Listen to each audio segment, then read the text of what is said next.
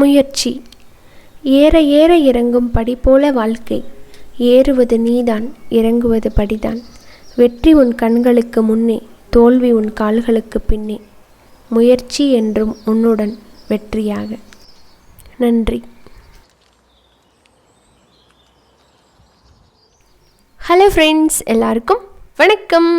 இன்றைக்கி நம்ம நிக்கிஸ் கிச்சனில் நம்ம பார்க்க போகிறது, ஒரு கப் கோதுமை மாவு இருந்தால் போதுமுங்க. குழந்தைகளுக்கெல்லாம் ரொம்ப பிடிச்ச மாதிரி நம்ம கூட ஈவினிங் டைமில் ஒரு டீ காஃபியோடு வச்சு சாப்பிட்றதுக்கு நல்லா முறுக்குன்னு அருமையான ஒரு ஸ்நாக்ஸ் ரெசிபி நம்ம செய்ய போகிறோம். ஒரு 10 நிமிஷத்தில் நம்ம இதை செஞ்சு முடிச்சிடலாம். சைடில் நீங்கள் டீ போட்டுகிட்டே இந்த ஸ்நாக்ஸ் பண்ணிடலாம்.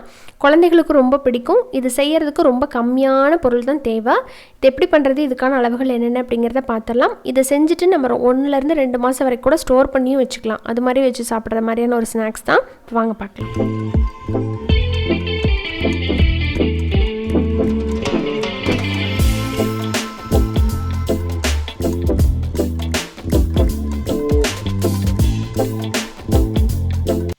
நான் இன்றைக்கி 1 கப், அதாவது மெஷரிங் கப்பில் 1 கப் 250 கிராம் இருக்கும், அந்த அளவுக்கு கோதுமை மாவு எடுத்திருக்கேன். இது வீட்லேயே அரைச்ச மாவு. நீங்கள் கடையில் வாங்கின மாவும் யூஸ் பண்ணி இந்த ஸ்நாக்ஸ் பண்ணிக்கலாம்.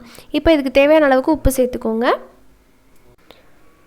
உப்பு சேர்த்துனதுக்கப்புறம் அடுத்ததாக இதில் பார்த்தீங்கன்னா ஒரு 1/2 டீஸ்பூன் அளவுக்கு ஓமம் எடுத்திருக்கேன். ஓமத்தை கையில் இந்த மாதிரி போட்டுட்டு நல்லா உள்ளங்கையில் வச்சு கசக்கணும்.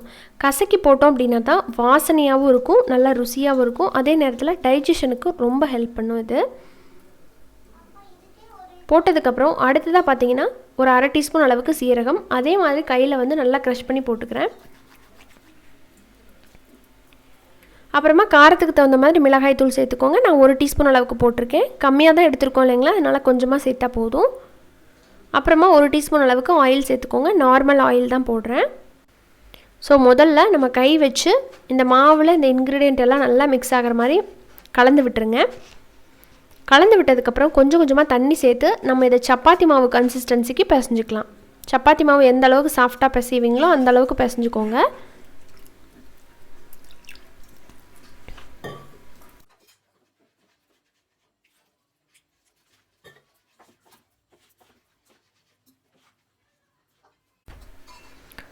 ஸோ இப்போ பார்த்தீங்கன்னாவே உங்களுக்கு தெரியும், நான் இந்த அளவுக்கு பிசைஞ்சு எடுத்துட்டேன். நல்லா சப்பாத்தி மாவு கன்சிஸ்டன்சிக்கு இதை பிசைஞ்சாச்சு. இப்போ இதில் கொஞ்சமாக ஆயில் போட்டு அப்ளை பண்ணிவிட்டு நம்ம வச்சிடலாம். ஒரு 10 நிமிஷத்துக்கு அப்புறம் நம்ம பார்க்கலாம். இப்போ கொஞ்சம் நல்லாவே சாஃப்டாக இருக்குது. இதை நம்ம தேய்க்க ஆரம்பிச்சிடலாம். கொஞ்சம் ட்ரை ஃப்ளார் போட்டுக்கிறேன் இந்த தேய்க்கிற கட்டையில். இப்போ அந்த மாவுலேருந்து ஒரு பாதி அளவை விட கொஞ்சம் கம்மியாக தான் நான் எடுத்திருக்கேன். உங்களால் எந்த அளவுக்கு ஸ்ப்ரெட் பண்ண முடியுமோ அந்த அளவுக்கு மாவு நீங்கள் யூஸ் பண்ணிக்கலாம். இப்போ சேர்த்துட்டு நல்லா அந்த கட்டையை வச்சு ஸ்ப்ரெட் பண்ணி விட்டுக்க போகிறேன். கிராக் இல்லாத மாதிரி நல்லா பிசைஞ்சுக்கோங்க, அப்போ தான் நல்லா வரும். ஒட்டுது அப்படின்னா கொஞ்சம் கொஞ்சம் ட்ரை ஃப்ளார் போட்டுட்டு நீங்கள் நல்லா இந்த மாதிரி விரித்து விட்டுருங்க. ஸோ இதுக்கு பார்த்தீங்கன்னா நம்ம தட்டையாட்டை போடுற மாதிரி ரவுண்டாக கட் பண்ணி எடுத்துக்கலாம். இதுக்கு என்கிட்ட பிஸ்கட் கட்டர் இருக்குது, அதனால் அதை வச்சு நான் கட் பண்ணிக்க போகிறேன். நான் இன்றைக்கி கொஞ்சம் டிஃப்ரெண்ட்டாக இருக்கணும் அப்படிங்கிறதுக்காக இந்த ஃப்ளவர் மாதிரி இருக்கிற அந்த பிஸ்கட் கட்டரை யூஸ் பண்ணிக்க போகிறேன். நீங்கள் ரவுண்டாகவும் கட் பண்ணி எடுத்துக்கலாம். இந்த பிஸ்கட் கட்டர்லாம் என்கிட்ட இல்லைங்க அப்படின்னா ஏதாவது ஒரு மூடி வச்சு, இல்லை ஷார்ப்பான எட்ஜஸ் இருக்கிற ஏதாவது ஒரு பாத்திரம் வச்சு குட்டி குட்டியாக நீங்கள் கட் பண்ணி எடுத்துக்கலாம். நான் பாப்பா கொஞ்சம் இன்ட்ரெஸ்ட்டாக இருப்பா அப்படிங்கிறதுக்காக இந்த மாதிரி ஷேப்பில் கட் பண்ணி எடுத்துருக்கிறேன். நீங்கள் இதே மாதிரி கட் பண்ணணும் அப்படிங்கிற அவசியம் கிடையாது. உங்கள்கிட்ட எந்த ஷேப் இருக்கோ, எது மாதிரி பண்ணணும்னு நீங்கள் விரும்புகிறீங்களோ அது மாதிரி இந்த மாவை எல்லாத்தையுமே ஃபஸ்ட்டு நம்ம பண்ணி எடுத்துக்கலாம்.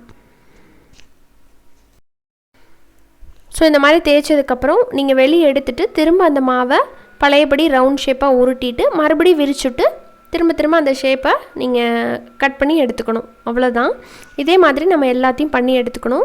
நான் முதல்லையே ஒரு விஷயத்தை சொல்ல மறந்துட்டேன். இந்த மாதிரி விரிச்சதுக்கப்புறம் இந்த மாதிரி ஓட்டை போட்டு விட்டுட்டு அதுக்கப்புறமா நீங்கள் மோல்டில் கட் பண்ணுங்கள். அப்போ வேலை ஈஸியாக இருக்கும். நான் முதவே மறந்துட்டேன் அப்படிங்கிறதுனால இப்போ இந்த மாதிரி ஒரு ஃபோர்க் வச்சு குத்திக்க போகிறேன். இப்படி குத்தலை அப்படின்னா உங்களுக்கு பூரி மாதிரி உப்பி வர ஆரம்பிச்சிரும். அப்போ மொறுமொறுன்னு வராது. கண்டிப்பாக இந்த மாதிரி நல்லா குத்தி விட்டுருங்க. அப்போ தான் ஏர் பபிள்ஸ் ஃபார்ம் ஆகாமல் இருக்கும். உள்ளே நல்லா ஏர் போயிட்டு எல்லா பக்கமும் நல்லா கிறிஸ்பியாக வெந்து வரும்.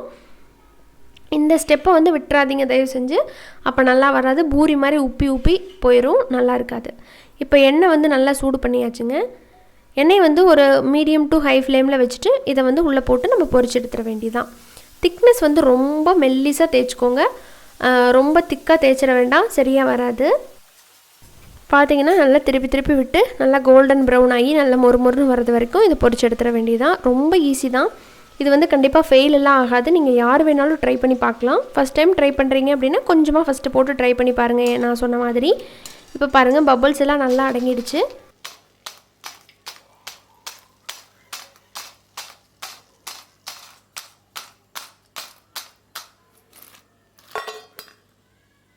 அவ்வளோதாங்க, இந்த குயிக்கான ஸ்நாக்ஸ் ரெடி பண்ணியாச்சு. இப்போ எல்லாத்தையுமே நம்ம இந்த மாதிரி ரெடி பண்ணியாச்சு.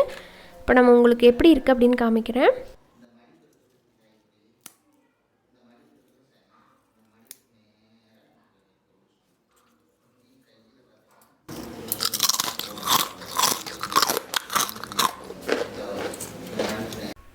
இந்த ரெசிபி உங்கள் வீட்டில் கண்டிப்பாக செஞ்சு பார்ப்பீங்க அப்படின்னு நினைக்கிறேன். செஞ்சு பார்த்தீங்கன்னா எனக்கு கமெண்ட் பண்ணுங்கள் எப்படி வந்துச்சு அப்படின்ட்டு. இந்த வீடியோ உங்களுக்கு பிடிச்சிருந்தது அப்படின்னா மறக்காமல் நம்ம சேனலை சப்ஸ்கிரைப் பண்ணிவிட்டு கூட இருக்கிற பெல் ஐக்கானை கிளிக் பண்ணுங்கள். இன்னொரு இன்ட்ரெஸ்டான ரெசிபியோட உடனே சந்திக்கிறேன். நன்றி, வணக்கம்.